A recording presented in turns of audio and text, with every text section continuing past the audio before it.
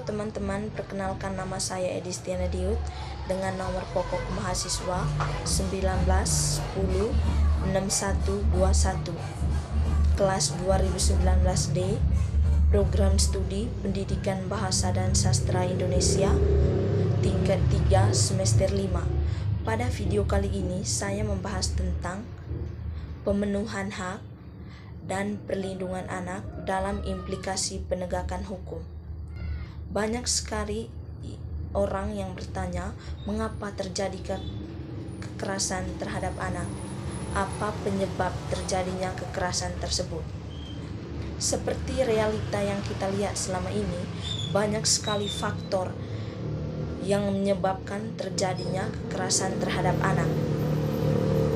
Untuk lebih jelasnya, simak video berikut sampai selesai. Pemenuhan hak dan perlindungan anak dalam implikasi penegakan hukum.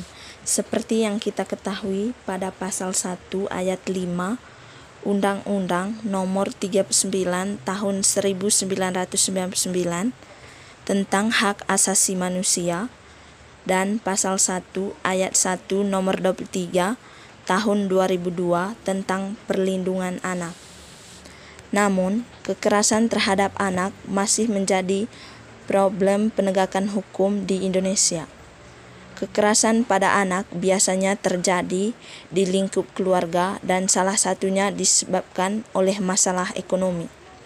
Namun, selain anak menjadi korban kekerasan, anak juga dapat menjadi pelaku kekerasan dan kejahatan atau yang sering disebut anak berhadapan dengan hukum. Kasus anak berhadapan dengan hukum ini terjadi karena menjadi korban dari apa yang dilihat, didengar, dan dirasakan, serta pengaruh lingkungan di sekitar mereka.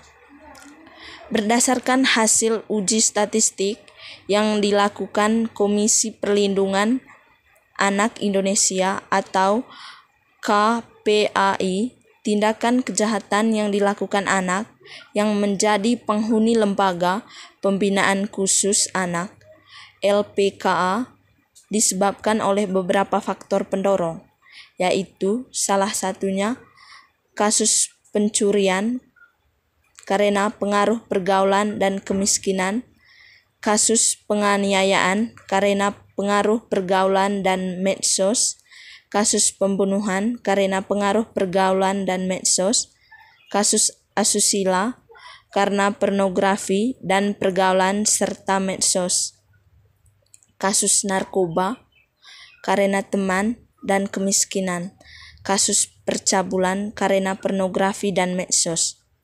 Diperlukan peningkatan kuantitas dan kualitas sumber daya manusia, aparat penegakan hukum, pembimbing kemasyarakatan, dan pendamping atau pekerja sosial membangun infrastruktur yang dibutuhkan untuk menunjang pemenuhan hak-hak anak.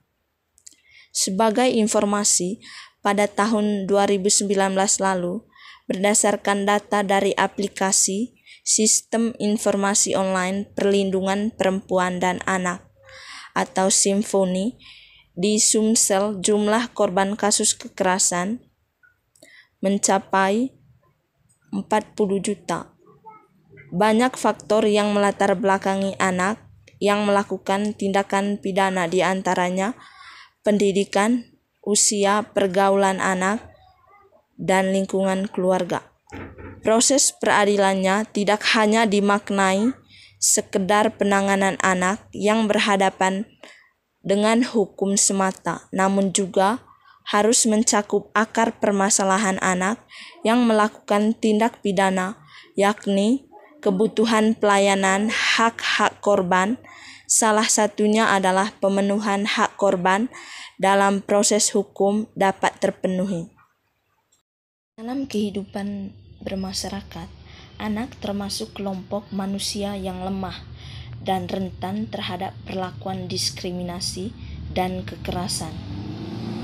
Kekerasan juga merupakan tindakan yang menyakiti anak sehingga mengakibatkan adanya luka baik secara fisik maupun kejiwaan atau mengakibatkan kerugian yang nyata terhadap kesehatannya. WHO atau World Health Organization menegaskan bahwa kekerasan mencakupi tindakan yang menggunakan kekuatan fisik dan kekuasaan, ancaman yang mengakibatkan terjadinya memar atau trauma, kematian, kerugian psikologis, kelalaian, perkembangan, ataupun perampasan hak. Kekerasan sering terjadi di kalangan anak-anak di bawah umur karena mereka tidak dapat membalas perlakuan yang telah ia dapati. Lagi pula mereka lebih mudah dibujuk, lebih mudah diancam, dan lebih cenderung pendiam dan malu, serta takut dalam mengungkapkan kekerasan dan penganiayaan yang telah didapatinya.